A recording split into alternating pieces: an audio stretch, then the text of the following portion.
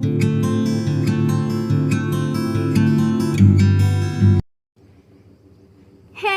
Everyone, welcome to all self pharma tutorial. तो हम लोग पढ़ने जा रहे हैं जो कि थायराइड डिजीज़, आपके पैथोफिजियोलॉजी की थर्ड यूनिट, बहुत इंपॉर्टेंट जो कि है। तो थायराइड डिजीज़ पढ़ेंगे। तो ओवरव्यू हम देख लेते हैं हर बार की तरह। तो देखो इसमें पढ़ना क्या है। आज मैंने एक चीज़ देखा कि आपके सिलेबस में मुझे लगता है शायद मैं थोड़ा सी ज़्यादा चीज़ें आप लोग को प्रोवाइड करा रही थी। तो आज से सिर्फ हम क्या देखेंगे, मेन उसकी पैथोजेनेसिस, यानी वो कौन सी प्रोसेस से हमारा जो डिजीज़ है वो प्रोड्यूस हुआ है, ये देखेंगे फर्स्ट। सेकेंड, हम इसी में देखेंगे साइन एंड सिम्टम्स, ठीक है, कि उस डिज़ीज़ की वजह से जितनी भी डिजीज़ अब आगे पढ़ेंगे हम उसमें देखेंगे कि साइन एंड सिम्टम्स क्या हो सकते हैं, यानी वो किस वजह से हो रहा है ये। फिर थर्ड हम देख लेंगे कि साइन एंड सिम्टम्स के बाद हम थर्ड आपका देख लेंगे कि कॉम्प्लिकेशंस क्या क्या हैं, ठीक है, कॉम्प्लिकेशंस क्या हैं। और एक बहुत इंपॉर्टेंट जो है वो क्या है, आपकी ईटियोलॉजी, यानी कॉज क्या है, किसकी वजह से वो हो रहा है। तो लेट्स बिगिन। तो देखो सबसे पहले हमें क्या पढ़ना है, थायराइड डिजीज़। अच्छा, एक चीज़ और कि थायराइड डिजीज़ जो है इसमें दो चीज़ें हैं। एक तो है हाइपरथायराइडिज्म और एक क्या होता है, हाइपोथायराइडिज्म। हाइपर मतलब क्या होता है, ज़्यादा, और हाइपो मतलब क्या होता है, कम, ठीक है। तो मैं अलग अलग चीज़ें बताऊंगी, दो चीज़, क्योंकि कभी कभी स्लैब ऐसे पूछ लेता है कि write the short note on the hyperthyroidism and explain the etiology of it. And दूसरा ऐसे पूछ सकता है कि हाइपोथायराइडिज्म, ठीक है। तो सबसे पहले चलिए देखते हैं हाइपरथायराइडिज्म क्या होता है। हाइपर मतलब ज़्यादा, और थायराइडिज्म मतलब कि थायराइड ग्लैंड की कोई डिजीज़ है जो कि इंडोक्राइन, मैंने बताया था कि इंडोक्राइन होता है ये, तो उसकी डिजीज़ है।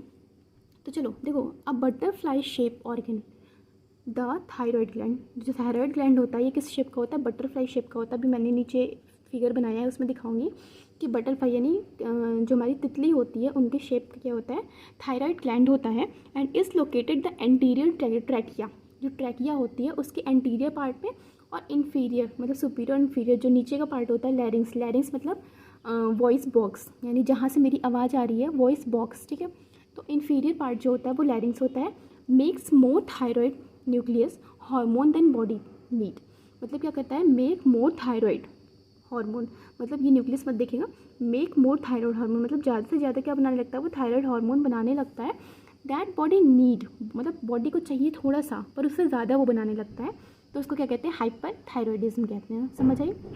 अ butterfly shape organ, the thyroid gland is located anterior to the trachea, just inferior to larynx, makes more thyroid hormone the body need, यानी बॉडी की नीड से ज़्यादा वो थायराइड हार्मोन बनाने लगता है। इसकी वजह से इसको क्या कहते हैं, हाइपरथायरॉयडिज्म कहते हैं। Hyperthyroidism also called the over active thyroid और हाइपरथायराइड। मतलब अगर हाइपर, देखो नॉर्मल क्या हो रहा है, अगर हाइपरथायराइड ज़्यादा हो जा रहा है, यानी थायराइड हार्मोन का सिक्रेशन ज़्यादा हो जा रहा है, उसकी बॉडी नीड से ज़्यादा हो जा रहा है, तो उसको क्या बोल रहे हैं यहाँ पे, ओवर एक्टिव थायराइड भी बोलते हैं कि थायराइड एक्टिव क्या हो, वो ओवर एक्टिव हो गया है, और या फिर हाइपरथायरॉयडिज्म हो गया है, ठीक है। थर्ड पॉइंट इसमें क्या है, mainly two type of the thyroid hormone produce होते हैं। कौन कौन से, पहला क्या होता है हमारा, थायराइड तीन होता है, यानी थायरोक्सिन जैसे बोलते हैं, यानी ट्राई आइडोथायरोनिन, थायरोनिन। तो ट्राई से याद रखना तीन, ठीक है। तो T3 इसको को बोलते हैं, और अगर थायरोक्सिन सिर्फ हो तो वो क्या बोलते हैं, T4 बोलते हैं। समझ आया, T3 और T4 दो टाइप के होते हैं, तो ये आप लोग देख लेगा। फिर हम बात करते हैं कि देखो थायराइड हार्मोन अफेक्ट द किसको किसको, मतलब बॉडी में से कौन कौन सी चीज़ें हैं जिसको थायराइड हार्मोन अफेक्ट करता है, ठीक है। तो फर्स्ट हमारा क्या है, मेटाबॉलिज्म, बहुत important, brain development, breathing, heart, nervous system function, body temperature, menstrual cycle in females, weight and cholesterol level. तो इतनी चीज़ों पे हमारी मतलब कैसे हमारे, क्योंकि देखो आप लोग देखा होगा कि किसी को हाइपर हुआ या हाइपोथायरॉयडिज्म, तो उसके वेट पे बहुत असर पड़ता है। कभी वेट उसका कम हो जाता है तो कहते हैं कि लगता है थायराइड हो गया है, या फिर थायराइड अगर हाइपो हुआ होता है तो हमें क्या लगता है, अगर देखो हाइपोथायरॉयडिज्म अगर हुआ है तो वेट जो होता है वो क्या होता है, बढ़ता है, ठीक है। ये मत सोचना कि हाइपो हुआ है तो वेट घट रहा है, नहीं, वेट अगर बढ़ रहा है तो उसको हाइपोथायरॉयडिज्म है, तो उसमें ड्रग्स दी जाती हैं, दवा दी जाती हैं। और अगर हाइपरथायरॉयडिज्म होता है तो उसमें हम लोग क्या करते हैं, मेनली उसको रोकने के लिए हम लोग क्या करते हैं, सप्लीमेंट देखते हैं, जिससे कि आयोडीन कम जाए बॉडी में, या बॉडी का आयोडीन कम खाओ, ये सब होता है, ठीक है। तो वेट एंड कोलेस्ट्रॉल लेवल।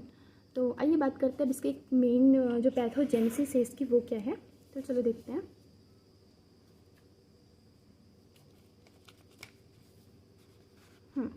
तो देखो सबसे पहले यहाँ पे क्या बता रहा है, समझने की कोशिश करना है। देखो ये हमारा क्या है, हाइपोथैलेमस है, ठीक है। ये हमारा हाइपोथैलेमस ब्रेन में होता है। अब वो क्या रिलीज़ करता है, thyroid releasing hormone, TRH, that is thyroid releasing hormone. यहाँ मैंने फर्स्ट सेकेंड थर्ड और फोर्थ, ये चारों चीज़ें लिख रखी हैं और इसको मैंने बगल मतलब पीछे के पेज में एक्सप्लेन किया है, मैं बताती हूँ। देखो हाइपोथैलेमस हुआ, ये क्या करता है, रिलीज़ करता है थायराइड रिलीजिंग हार्मोन। तो ये क्या होता है हमारी मेनली पिट्यूटरी, यहाँ पे लिख लेना आप लोग।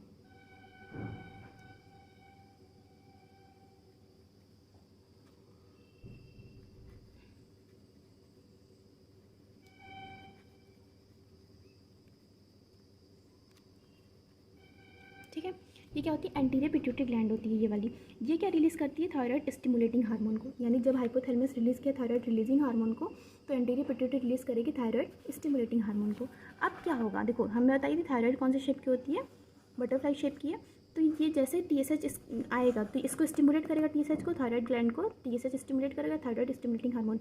ये जो हार्मोन है ये क्या करेगा, थायराइड ग्लैंड को स्टिमुलेट करेगा। अब ये थायराइड ग्लैंड क्या करेगी, T3 और T4, समझ आया, T3 और T4 जो है मेनली इसका क्या करेगी, प्रोडक्शन करेगी।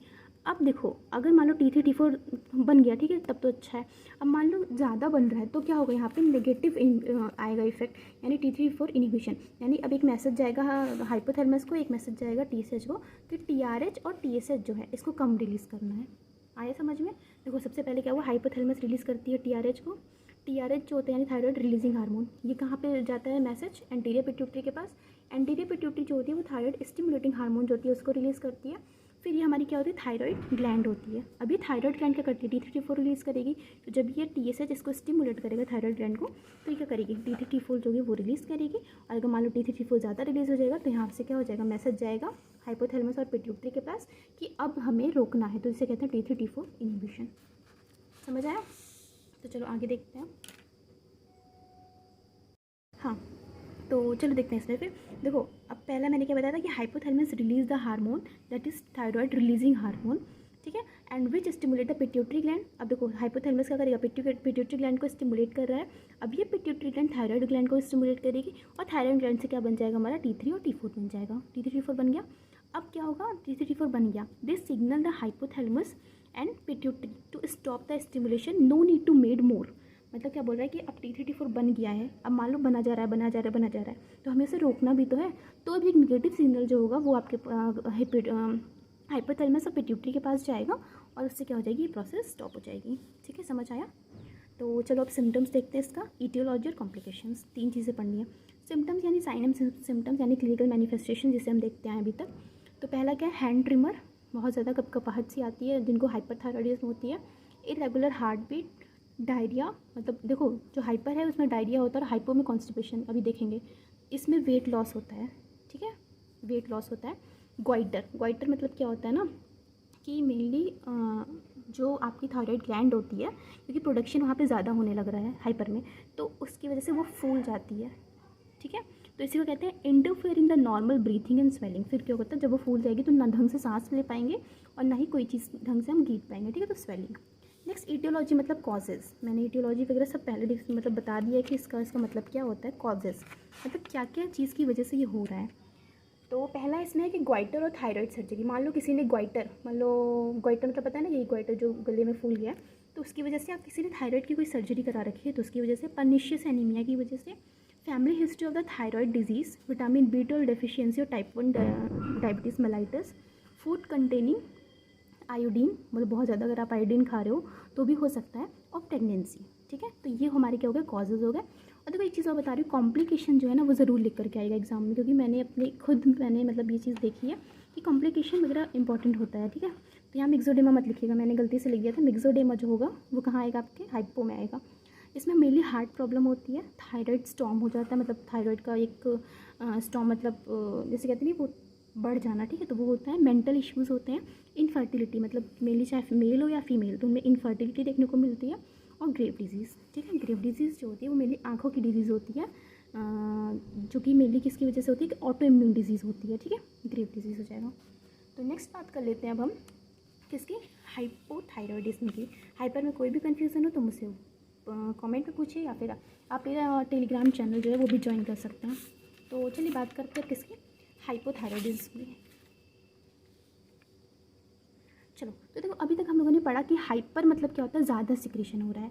तो अब हाइपो में मेनली क्या होगा, disorder of the endocrine in which the thyroid gland does not produce enough thyroid hormone, यानी जो थायराइड ग्लैंड है अब वो क्या कर रही है, प्रोड्यूस ही नहीं कर पा रही है T3 T4 को, तो इसी को अंडर एक्टिव, उसको ओवर एक्टिव बोल रहे थे, इसी को अंडर एक्टिव थायराइड या फिर हाइपोथायरॉइडिस बोलते हैं। ठीक है, दो चीज़ें हो गई। नेक्स्ट अब बात करते हैं किसकी, ईटियोलॉजी की। तो मेनली जो ईटियोलॉजी मतलब कॉजेज़ वही, तो अच्छा एक चीज़ और, जो मैंने वहाँ पे स्ट्रक्चर बनाया था एक TSH वाला, वो आप यहाँ पे भी बता सकते हो और वहाँ पे भी बता सकते हो। ठीक है, तो ये हो जाएगा मेनली। तो ईटियोलॉजी की बात करें तो अगर आयोडीन डेफिशिएंसी है पहला, तो आयोडीन की कमी की वजह से लेस TSH, अगर थायराइड स्टिमुलेटिंग हार्मोन जो है वो कम नहीं है ढंग से, तो भी हमारा हाइपोथायरॉइडिज्म हो जाएगा। Decrease the conversion of T4 to T3। एक चीज़ मैं आप लोग को बताऊँ, देखो मैंने बताया ना कि दो चीज़ होती है, एक तो हमारा T3 होता है और एक मेनली क्या होता है हमारा T4 होता है।